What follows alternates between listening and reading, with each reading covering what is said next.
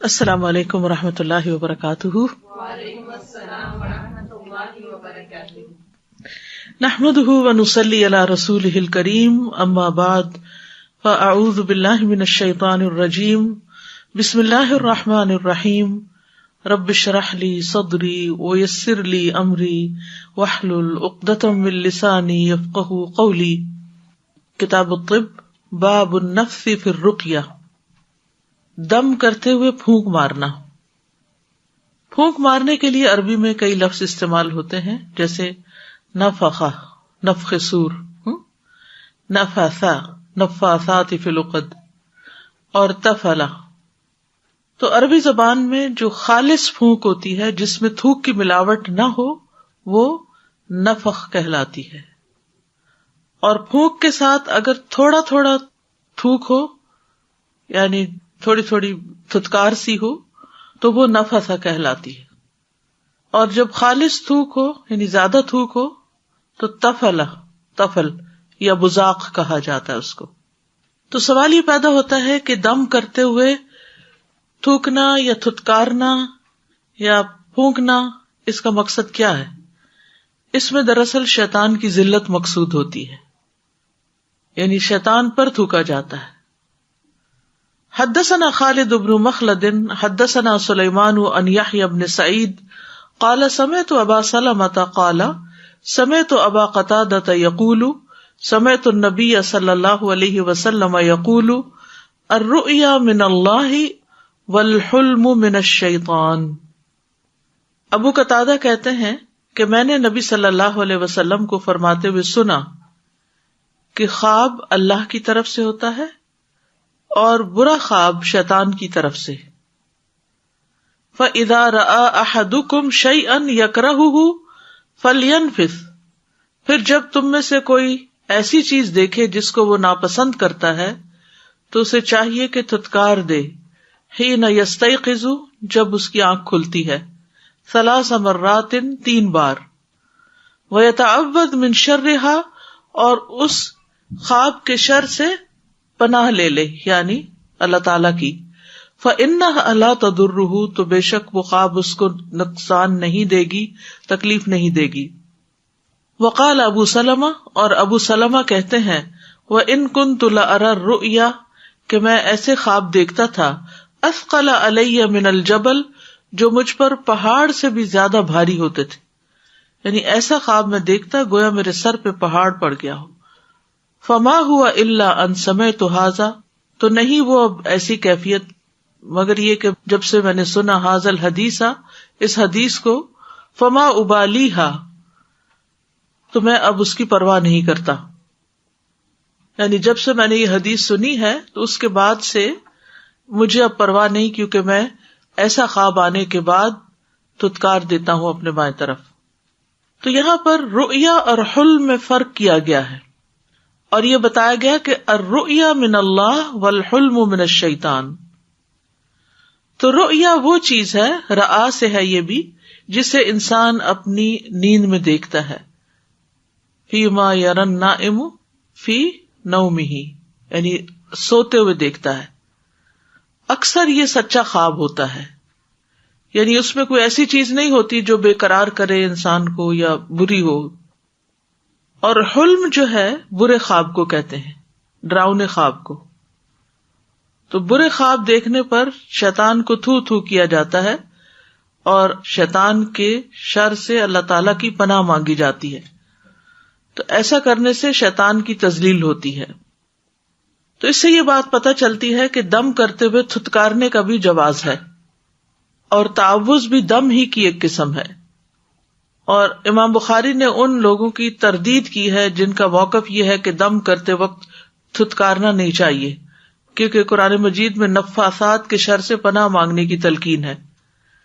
لیکن مذموم نفس وہ ہوتا ہے جو جادو ٹونا کرتے وقت کیا جائے، یعنی نفاثات مذموم معنوں میں استعمال ہوا ہے، لیکن وہ جادو ٹونا کرتے وقت ہوتا ہے، جبکہ اللہ کا ذکر کر کے شیطان کے لیے تھو تھو کرنے میں کوئی حرج نہیں۔ ایسا کرنا احادیث سے ثابت ہے، یعنی تھتکارنا جو ہے وہ حدیث سے ثابت ہے۔ یہاں خواب کی حقیقت کے بارے میں بھی کچھ باتیں آپ سے کرنا چاہوں گی. ابو ہریرہ بیان کرتے ہیں کہ رسول اللہ صلی اللہ علیہ وسلم نے فرمایا خواب 3 طرح کے ہوتے ہیں. نمبر 1 اچھا خواب جو اللہ تعالی کی طرف سے خوشخبری ہوتی ہے، بشارت. نمبر 2 وہ خواب جو شیطان کی طرف سے غمگین کرنے والا ہوتا ہے، انسان کو پریشان کرتا ہے. اور تیسرا حدیث نفس، مما یحدث به المرء نفسہ، ایسا خواب جو بندے کے اپنے ہی اوہام اور خیالات ہوتے ہیں، یا اس کا سٹریس یا کوئی پریشانی یا سوچیں یا سیلف ٹاک، جس طرح جاگتے ہوتی ہے تو رات کو بھی ہوتی ہے.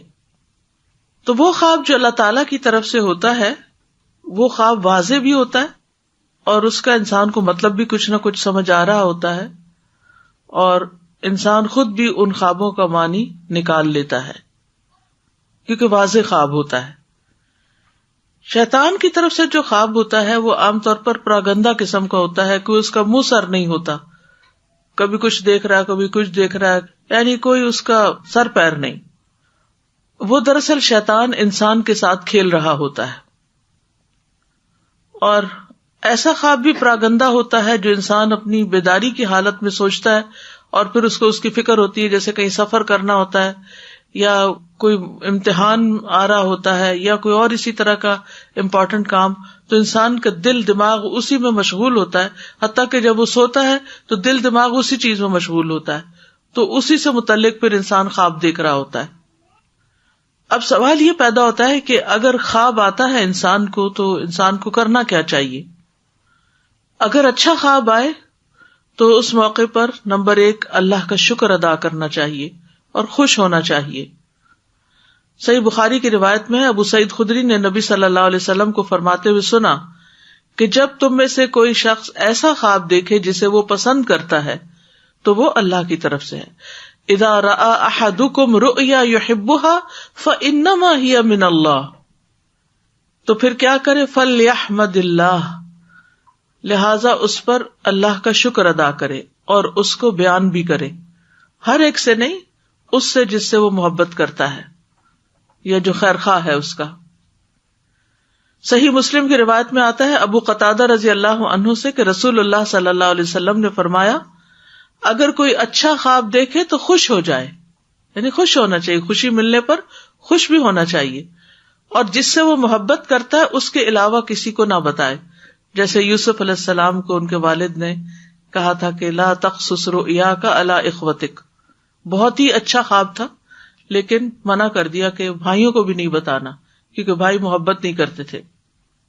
اسی طرح ایک اور حدیث میں ہے، ابو ہریرہ رضی اللہ عنہ سے روایت ہے، وہ کہتے ہیں کہ رسول اللہ صلی اللہ علیہ وسلم نے فرمایا جب تم میں سے کوئی خواب دیکھے جو اسے پسند ہو تو اسے بیان کرے اور اس کی تعبیر کی بھی وضاحت کر دے. یعنی خود بھی انسان اس کی تعبیر کر سکتا ہے اور اس کا ذکر بھی کر سکتا ہے جس سے وہ محبت کرتا ہے. اسی طرح خواب جو ہے وہ صرف عالم اور مخلص لوگوں کو بیان کیا جائے، یعنی جاننے والے کے سامنے خواب رکھا جائے، ایسے محفلوں میں بیٹھ کے خواب کی کہانیاں نہ سنائی جائیں. ابو ہریرہ سے مروی ہے، وہ کہتے ہیں کہ رسول اللہ صلی اللہ علیہ وسلم نے فرمایا خواب کسی عالم یا خیر خواہ سے ہی بیان کیا جائے، لا تقص الرؤیا الا علی عالم او ناصح، جو اس کا صحیح معنی پھر بیان کر سکے. پھر اسی طرح یہ ہے کہ برا خواب جو ہے وہ شیطان کی طرف سے ہوتا ہے، اور اس کا مقصد کیا ہوتا ہے کہ وہ ابن آدم کو ان کے ذریعے غمگین کرے. اور ایک وہ خواب ہوتا ہے جو سچا ہوتا ہے اور وہ نبوت کا 46واں حصہ ہوتا ہے. اگر برا خواب انسان کو آئے تو انسان کیا کرے؟ نمبر 1 بائیں جانب 3 بار تھتکارے اور پناہ مانگے. یعنی جب کوئی انسان ناپسندیدہ خواب دیکھے تو اسے چاہیے کہ وہ 3 مرتبہ تھوکے اور اس خواب کے شر کی پناہ مانگے. ابو سلمہ سے روایت ہے، وہ کہتے ہیں کہ میں ایسے خوفناک خواب دیکھتا تھا جو مجھے بیمار کر دیتے، یہاں تک کہ میں نے ابو قتادہ رضی اللہ عنہ کو کہتے ہوئے سنا کہ میں بھی ایسے خواب دیکھتا جو مجھے بیمار کر دیتے، حتیٰ کہ میں نے نبی صلی اللہ علیہ وسلم کو فرماتے ہوئے سنا کہ اچھا خواب اللہ کی طرف سے ہوتا ہے، اس لیے جب تم میں سے کوئی اچھا خواب دیکھے تو جس سے وہ محبت کرتا ہے اس کے علاوہ کسی سے بیان نہ کرے. اب اس میں آپ دیکھیے کہ صحابی ہیں جو کہہ رہے ہیں کہ میں ایسے خواب دیکھتا کہ وہ مجھے سخت پریشان کر دیتے، بیمار کر دیتے.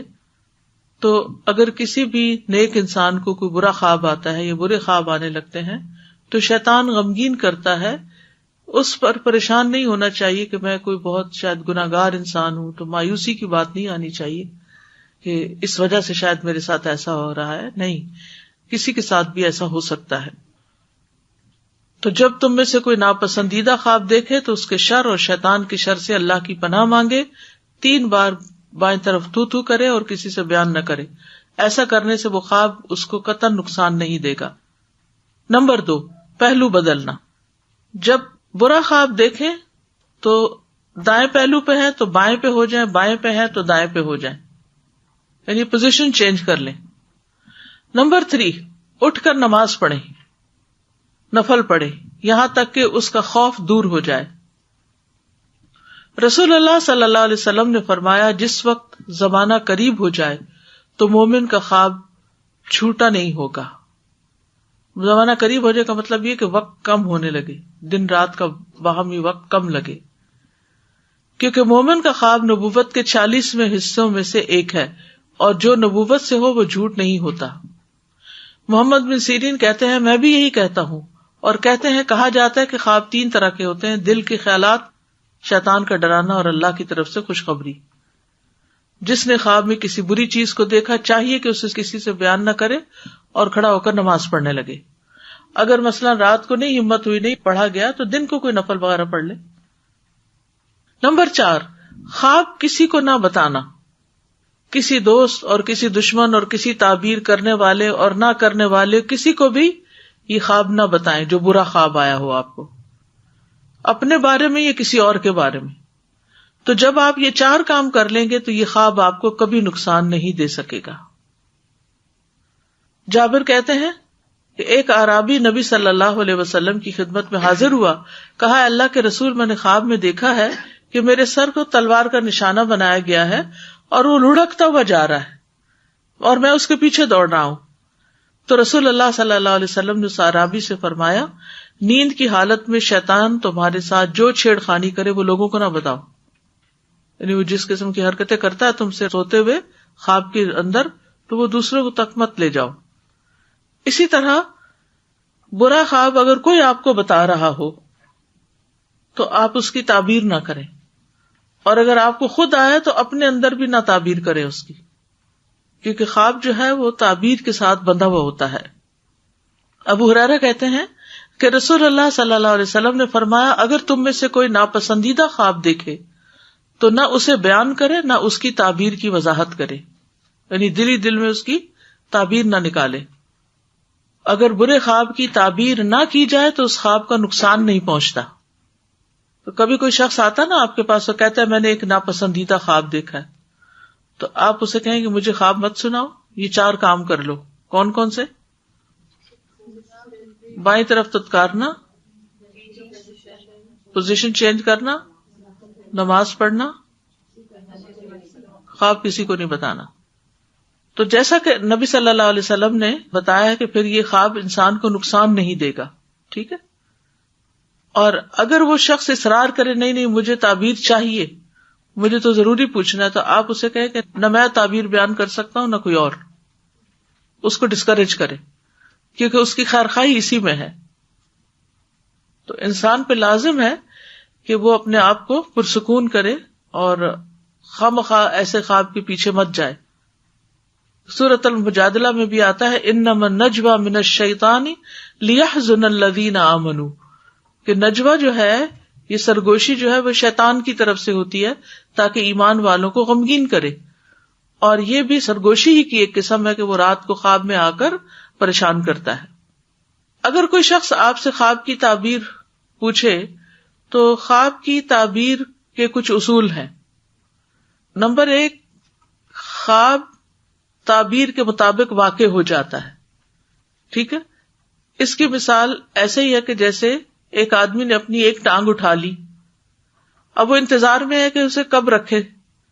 تو جب کوئی آدمی خواب دیکھے تو اسے صرف اہل علم سے بیان کرے، ورنہ کیا ہے کہ وہ ٹانگ رکھی جائے گی، یعنی تعبیر بیان کرنا کیا، جیسے ٹانگ واپس رکھنا، تو وہ چیز واقع ہو جائے گی.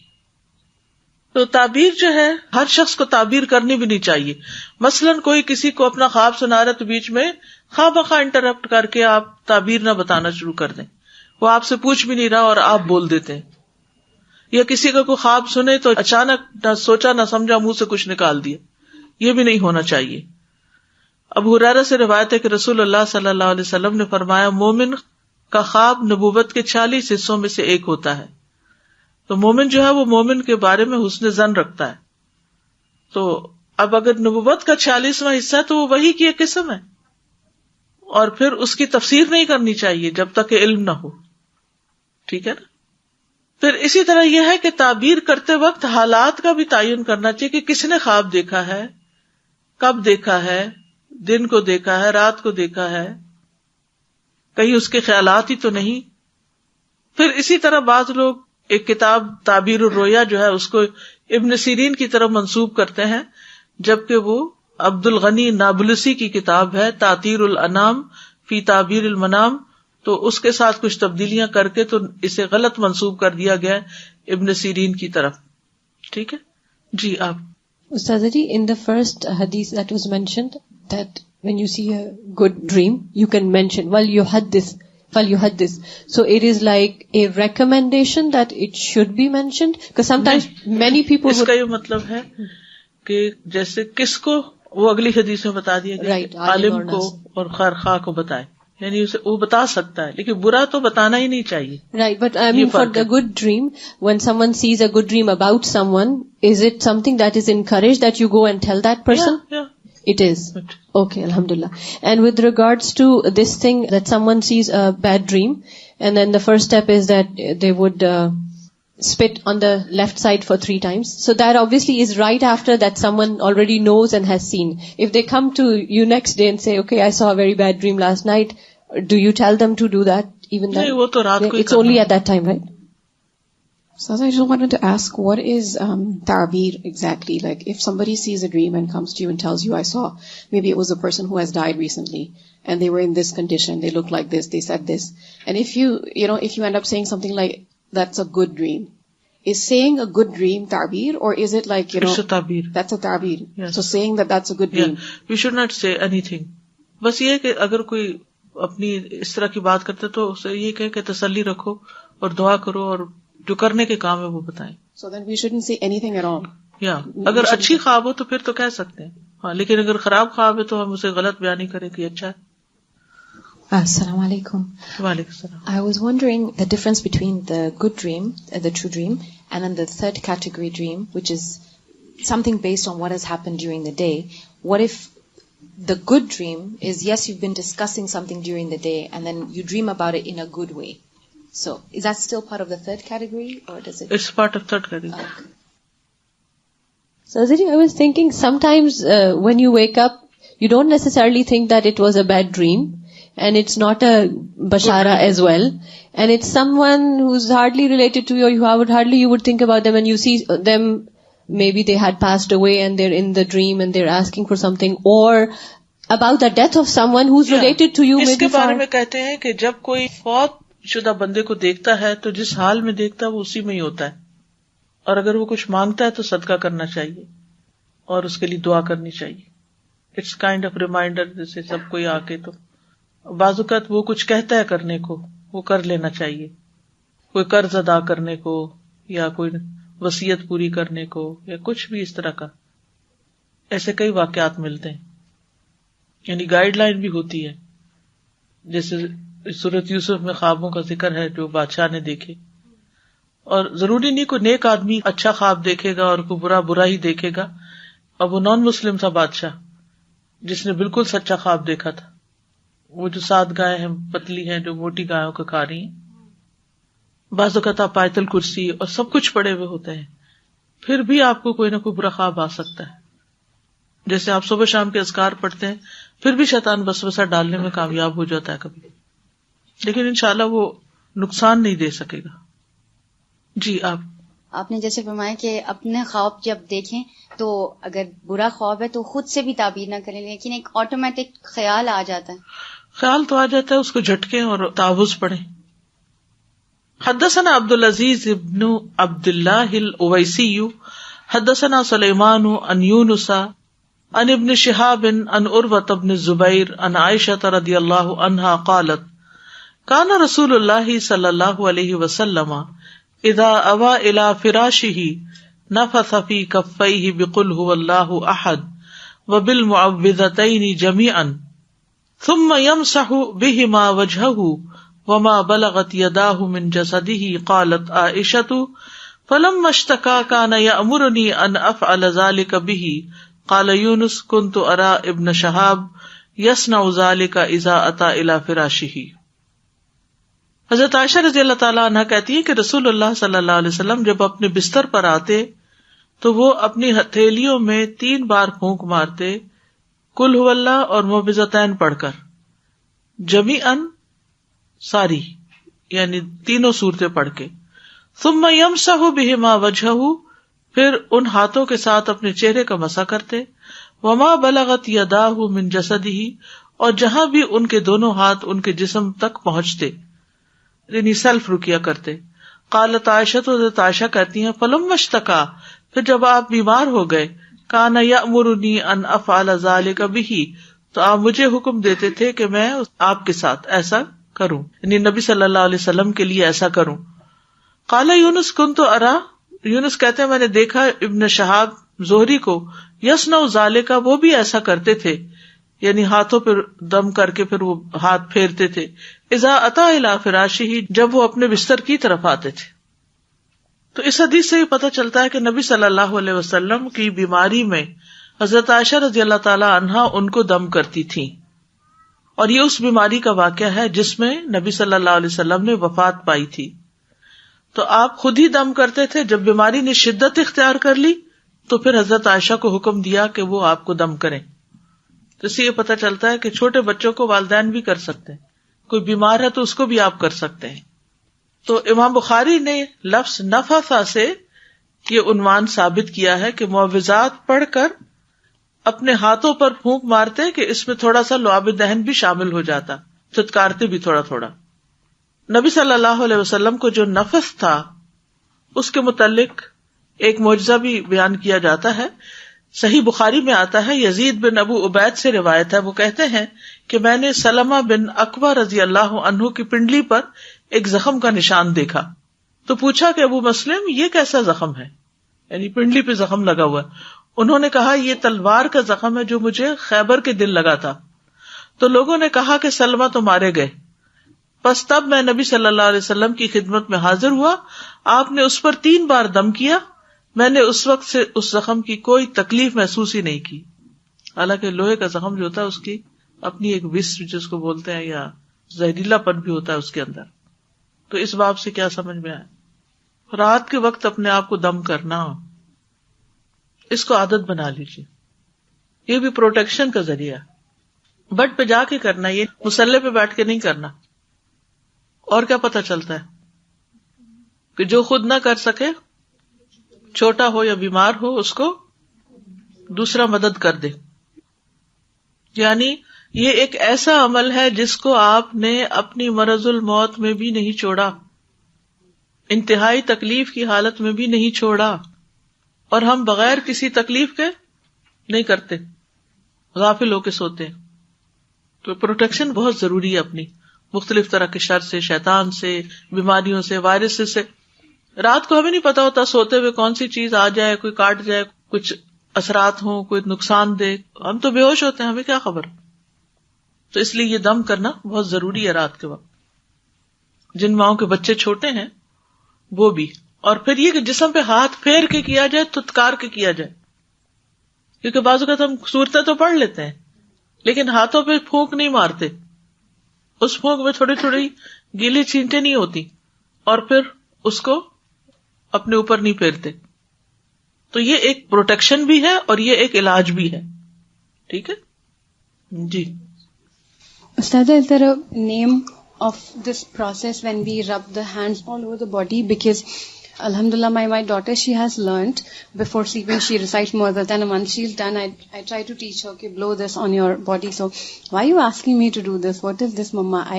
I just say we do it as part of Sunnah before sleeping. Is there a name to this which I can introduce to her? I can tell her. This is self ruqya.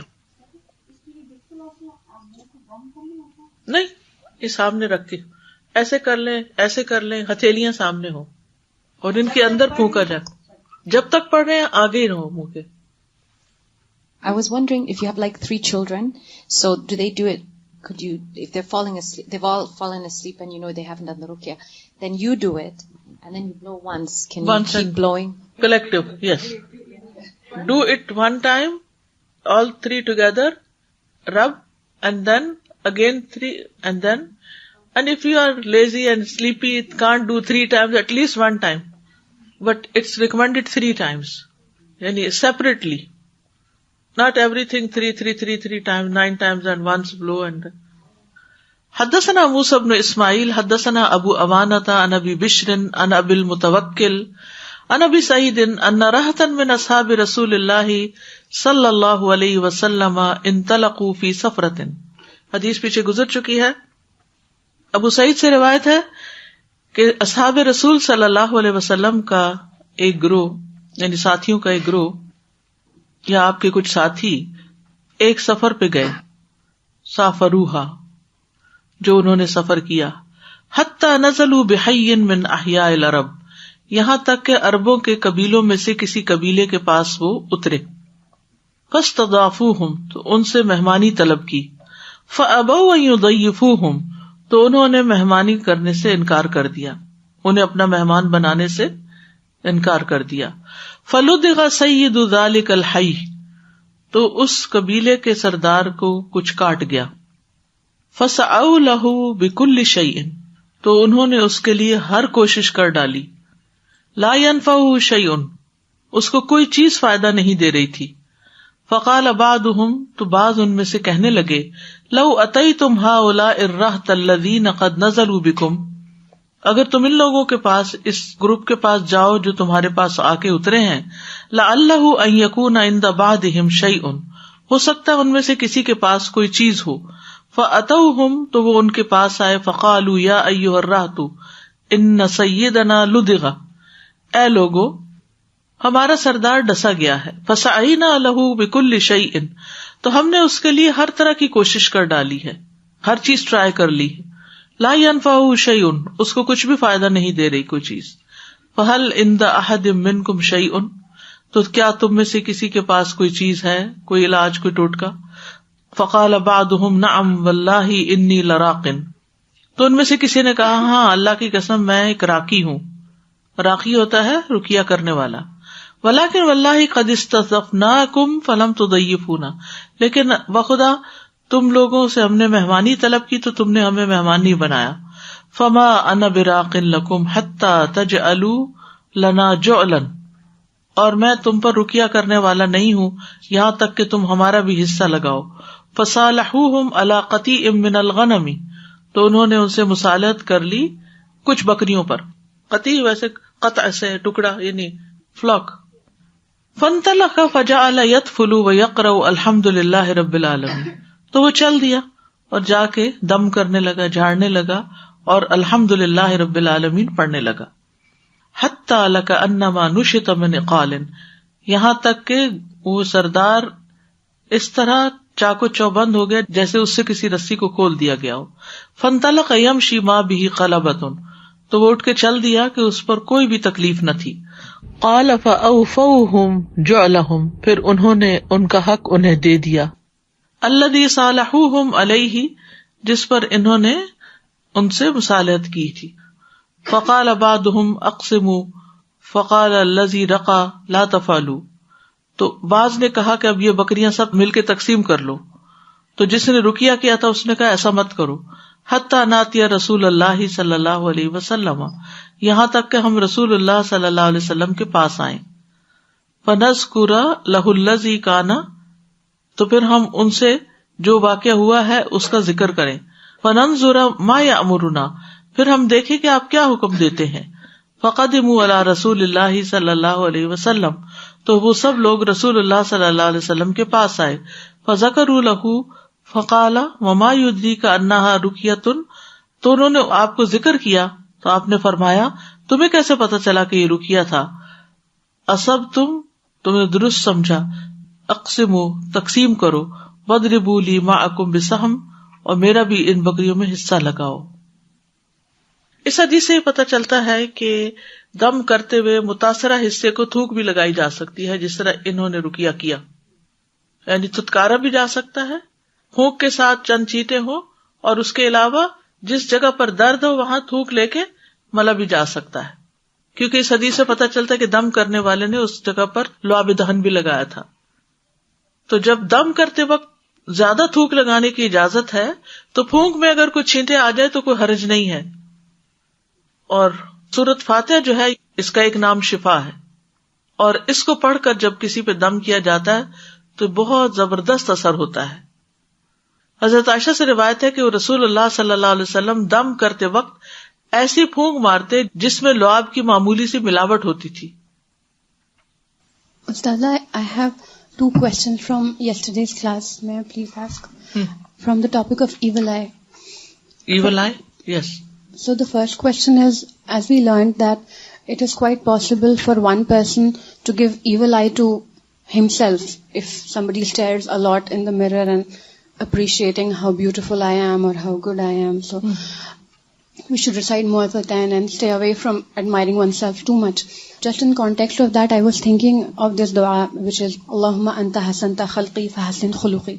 So this is, we're making dua to Allah subhanahu wa ta'ala to beautify our character, just how He has beautified us. So will this also be a dua that we are admiring ourselves and thanking Allah subhanahu wa ta'ala for that? ہاں، یہ دعا صرف آئینے کے لیے نہیں ہے، ویسے بھی پڑھ سکتے ہیں جب یہ خیال آتا ہے انسان کو اپنا. And Ustaza, my second question regarding Ayn, evil eye, is it's about love. For example, we love our teachers, we love our scholars so much. If they teach us, we appreciate them. I was just thinking like how at times a mother can end up giving evil eye to the child out of love. So is it possible that students out of love for the scholars? For scholar or anybody it could be. اس سے کوئی فرق نہیں پڑتا کہ کون ہے، دوست ہے، دشمن ہے. کیونکہ کل میں نے جو نظر کی قسمیں بتائی تھی تو اس میں ایک قسم العین المعجبہ، تعجب کرنے والی، اور ایک المحبہ، محبت کرنے والی، دونوں ہی ہو سکتی، اور حسد والی نگاہ بھی. تو پازیٹیو نیگیٹو دونوں طرح کی، اور اپنے اور غیر کسی کے ساتھ بھی ہو سکتا ہے. So like after every class we should say Barakallahu feekum to our teachers so that they are away from any kind of ayn. ہاں، یعنی ہر وقت دل کی کیفیت ایک نہیں ہوتی اور ہر وقت کہنے کی بھی ضرورت نہیں ہوتی، لیکن جب دل میں کوئی ایسا خیال آئے تو اس وقت انسان کہہ دے. I was just thinking like the response of one of the speakers from the group by saying that I know how to treat with ruqya, but because you did not receive us as guests, like that you should give us a wage first. I was just thinking about like as believers we're supposed to be well-wishing, but that doesn't mean you let people like step on you. So in order for the group to get the provisions they needed to continue their journey, he did have to fix this wage. So we shouldn't be emotionally blackmailed into always doing volunteer, always doing things that when at a certain point we do need for like money or for whatever we're required. So I thought it was very interesting that he put his foot down. He said, I will treat you but for a wage. Yeah, کیونکہ اس وقت کسی کو مہمان نہ بنانے کا مطلب یہ تھا کہ وہ بھوکا پیاسا بھی مر سکتا تھا، کیونکہ لمبے سفر میں راستے میں بعض اوقات پانی بھی نہیں ملتا تھا، کھانے کی کوئی چیز بھی نہیں سیل ہوتی تھی. تو ان کا ٹوٹل ڈپینڈنس جو تھی وہ ایسی ہی قبیلوں پر ہوتی تھی. راہ چلتے مسافروں کو ان کو کھانا کھلانا لازم تھا، ان کی ذمہ تھا، فرض تھا. ایسی صورت میں جب اتنی اضطراری کیفیت ہو، اور اس سے یہ بھی پتہ چلتا ہے کہ قرآن کی تعلیم پر اجرت دی جا سکتی، لیکن اس کو پیشہ نہیں بنانا چاہیے. ان دو چیزوں میں فرق ہے. یعنی اجرت حلال ہے لیکن اس کو ایز اے بزنس نہیں لینا چاہیے. یعنی صحابہ کرام نے آ کے کوئی دکانیں نہیں دم کرنے کی کھولی، یعنی رقیہ کیا، اجرت لی، کوئی گفٹ لے لیا، جو بھی اس وقت کسی نے کچھ اس کی اجرت کے طور پہ دیا، طے کیا یا نہیں کیا، دیٹ از حلال. لیکن یہ کہ اس پر انسان سارے کام کاج چھوڑ کے کہے کہ اس میں بہت پروفٹ ہے، ہر دوسرا شخص نظر کا شکار ہے، لہذا میں ایک بزنس کھول لیتا ہوں और उसको एज अ बिजनेस एडवर्टाइज करना शुरू कर दे, तो दिस इज नॉट राइट. ठीक है. Sazaji, I was wondering two things. He said in the beginning, the hadith text says, Na'am wallahi inni la raqin. Meaning he was someone who would do ruqya, and then towards the end, the word in the hadith is, when Prophet sallallahu alaihi wasallam approved of it, he said, asabtum.